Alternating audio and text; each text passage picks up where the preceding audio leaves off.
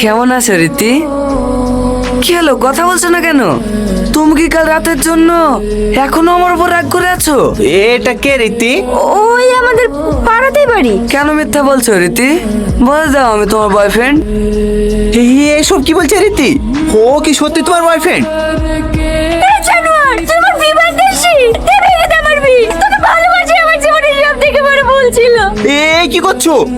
ছাড়ো, চলো। গাড়ি থামাও। কি হলো, শুনতে পাচ্ছ না? গাড়ি থামাও। একটা কথা জিজ্ঞেস করবো?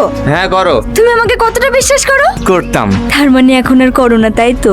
আসলে কি জানো তো, এই 15-16 বছর বয়সটা না অনেক খারাপ। কেউ একটু মিষ্টি করে কথা বললেই মনটা তার প্রেমে পড়ে যায়। ঠিক এই ভুলটাই 2 বছর আগে আমিও করেছিলাম। পরে জানতে পারি ওই মানুষটার চরিত্রই খারাপ। ওর আরো 3-4টে গার্লফ্রেন্ড আছে। সেটা জানার পর থেকে ওকে আমি ঘৃণা করে ওর সাথে কোনো সম্পর্কও রাখিনি।